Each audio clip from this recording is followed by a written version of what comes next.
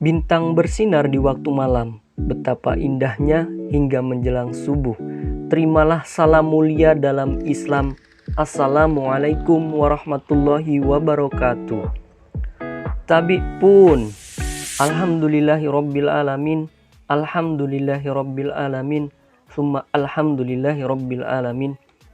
Puji syukur mari kita panjatkan kepada Allah Subhanahu wa taala, Rabb semesta alam, atas banyak nikmat yang Allah berikan dan tidak bisa kita hitung.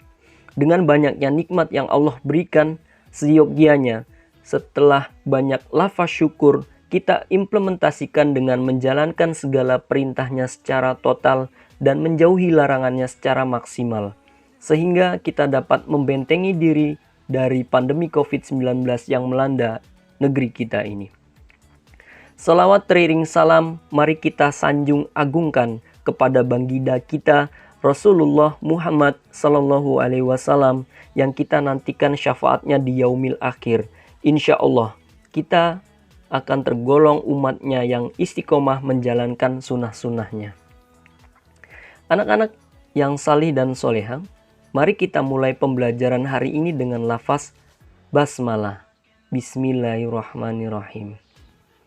Di awal pembukaan saya menyampaikan salah satu jenis puisi rakyat karena materi kali ini kita akan membahas tentang puisi rakyat. Adapun tujuan pembelajaran kita sebagai berikut. Yang pertama, peserta didik dapat mengidentifikasi informasi, pesan, rima, dan pilihan kata dari puisi rakyat. Kemudian yang kedua, peserta didik dapat menyimpulkan isi puisi rakyat. Anak-anak yang salih dan soleha, silahkan kalian isi daftar hadir pada kolom komentar ya. Anak-anak yang salih dan soleha, apa itu puisi rakyat? Apa saja jenis puisi rakyat? Bagaimana kedudukan puisi rakyat saat ini? Dan bagaimana menyimpulkan isi puisi rakyat? Silahkan dibaca dalam hati dan dipahami 3 contoh puisi rakyat berikut. Jangan bosan-bosan untuk membaca ya. Karena dengan membaca kita dapat berkeliling dunia dan Allah telah memerintahkan Nabi Muhammad untuk membaca. Hal ini tertera dalam surat Al-Alaq ayat 1. Bacalah dengan nama Tuhanmu yang menciptakanmu. Dari 3 puisi di atas, mari bersama-sama kita jawab pertanyaan di bawah ini. Puisi A, jika ada jarum yang patah, jangan dimasukkan dalam hati. Jika ada kataku salah, jangan dimasukkan dalam hati. Puisi B, barang siapa tidak takut Tuhan, hidupnya tidak akan bertahan. Barang siapa tidak pernah puasa, hidupnya akan penuh dosa. Barang siapa meninggalkan salat, berarti dia berbuat maksiat. Barang siapa tidak pernah mengeluarkan zakat, hartanya tidak akan mendapat berkat. Barang siapa yang mampu melaksanakan haji, tentulah orangnya patut dipuji. Puisi C. Rukun Islam itu 5 jumlahnya. Syahadat, salat, lalu puasa. Berzakat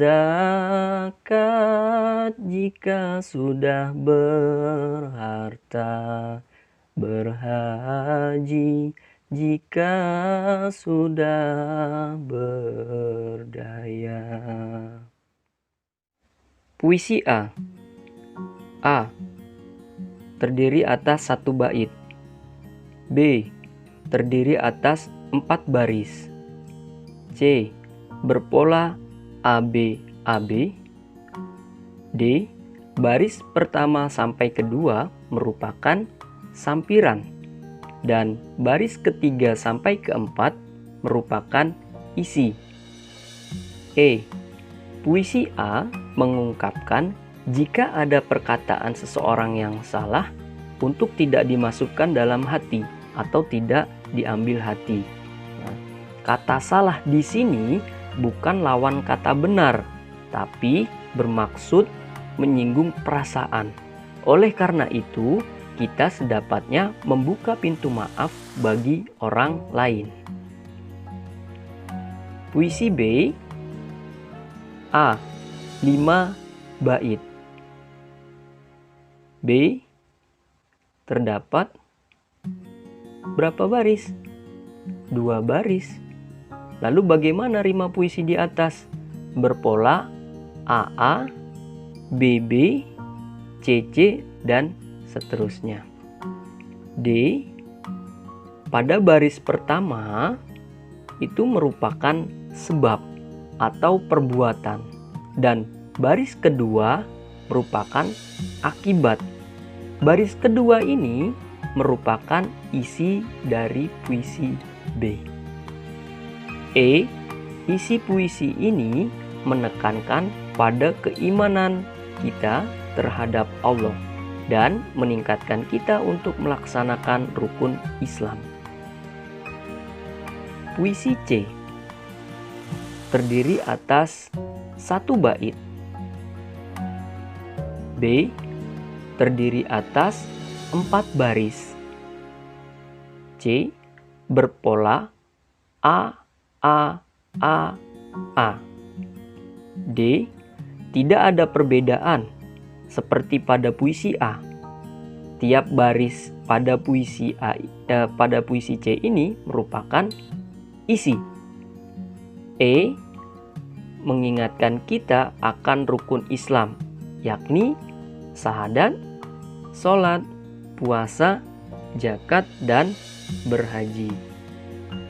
Baik anak-anak yang salih dan solehah, sekarang sudah bisa dipahami apa pengertian puisi rakyat? Ya, puisi rakyat adalah jenis kesusastraan yang hadir dalam masyarakat yang bentuknya terikat oleh kaidah. Puisi rakyat juga sering disebut sebagai puisi lama, klasik, dan tradisional. Puisi rakyat dilakukan melalui ucapan atau dari mulut ke mulut sebagai rangkaian praktik yang menjadi sarana penyebaran beragama atau tradisi budaya. Nah, karena disampaikan dari mulut ke mulut, puisi rakyat tidak diketahui nih siapa pembuatnya atau disebut dengan anonim. Namun demikian, tidak disebut sebagai plagiator orang yang menyampaikan kembali puisi rakyat. Sebagai warisan budaya, puisi rakyat hingga saat ini masih dipergunakan. Misalnya, pada acara adat tertentu atau acara muda-mudi atau perkenalan. Ada beberapa jenis puisi rakyat, yakni pantun, gurindam, syair, dan lain-lain. Yang akan kita bahas saat ini adalah ketiga jenis puisi rakyat: pantun, gurindam, dan syair. Ketiganya memiliki beberapa perbedaan, antara lain: 1. Pantun. Pantun berasal dari kata patuntun dalam bahasa Minangkabau yang berarti petuntun. Di daerah lain di Indonesia juga disebut sebagai perikan dalam bahasa Jawa, paparikan dalam bahasa Sunda, umpama dalam bahasa Batak, ionde dalam bahasa Toraja, panton dalam bahasa Aceh, dan Ambon Rejong dalam bahasa Bengkulu. Adapun ciri-ciri umum pantun, yakni terdiri atas 4 larik atau 4 baris. Setiap baris terdiri atas 8 sampai 12 suku kata. Bersajak akhir dengan pola ABAB atau AAAA. Baris 1 dan kedua merupakan sampiran. Baris ketiga dan keempat merupakan isi. 2. Gurindam. Gurindam adalah sajak 2 seuntai. Artinya, tiap bait terdiri dari 2 baris dengan rima yang sama, yang merupakan satu kesatuan yang utuh. Gurindam dibawa oleh orang Hindu atau berpengaruh sastra Hindu. Gurindam berasal dari bahasa Tamil atau India yaitu Girindam yang berarti mula-mula atau perumpamaan. Ciri-ciri Gurindam adalah Gurindam terdiri atas 2 baris tiap bait. Tiap baris memiliki hubungan sebab akibat. Tiap baris memiliki rima atau bersajak AA, BB, CC, dan seterusnya. Isi atau maksud Gurindam ada pada baris kedua. Isi Gurindam biasanya berupa nasihat-nasihat, filosofi hidup, atau kata-kata mutiara. 3. Syair.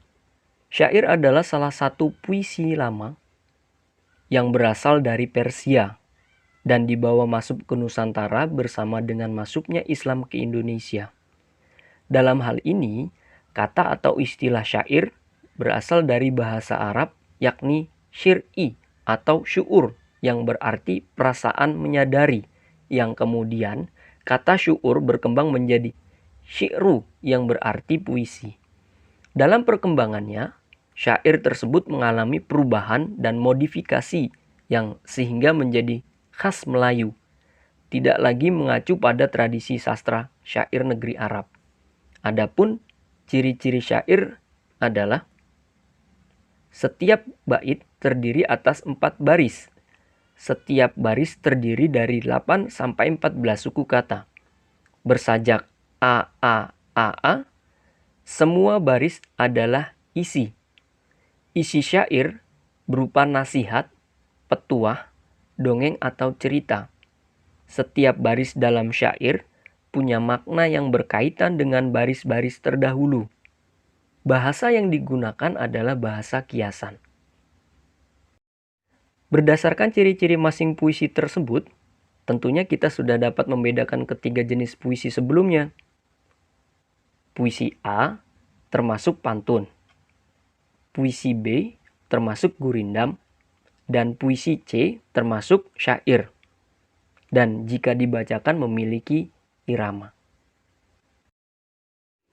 Menurut Kemendikbud, ada beberapa hal yang dapat dilakukan untuk memahami isi puisi rakyat, yakni memahami makna pada puisi rakyat.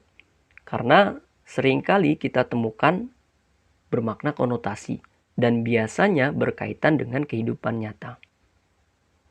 Kedua, memahami tema puisi rakyat, misal tentang keagamaan, tentang kemanusiaan, perjuangan, dan lain-lain. Dan ketiga, memahami pesan atau amanat puisi rakyat. Bagaimana? Sudah lebih paham mengenai puisi rakyat? Baik, apa yang dapat kita petik dari pembelajaran hari ini? Ya, bahwa dalam berpuisi kita dapat memasukkan pesan dan perintah Allah untuk menasihati dan menegur setiap umat dengan cara yang anggun dan tidak menyakiti perasaan orang lain. Saling menasihati menurut ajaran Islam sudah tercantum dalam Al-Quran surat Al-Ashr ayat 1-3. Demi masa, sesungguhnya manusia itu benar-benar dalam kerugian, kecuali orang-orang yang beriman dan bertakwa dan mengerjakan amal salih, dan nasihat menasihati supaya menaati kebenaran dan menetapi kesabaran. Sebelum kita akhiri kegiatan kita hari ini, saya berpesan kepada kalian untuk selalu membaca dan belajar untuk bekal kehidupan kalian meskipun kalian harus bersusah-susah terlebih dahulu. Ingat, ketika kalian kagum dengan gedung-gedung bertingkat, ingatlah ada paku bumi yang dipukul dan ditempa. Namun hasilnya luar biasa kan? Serta jangan lupa berolahraga untuk menjaga kesehatan. Pertemuan selanjutnya masih mengenai puisi rakyat.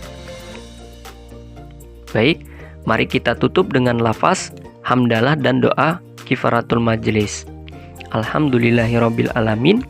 Subhanakallahumma wa bihamdika asyhadu alla ilaha illa anta astaghfiruka wa atubu ilaih.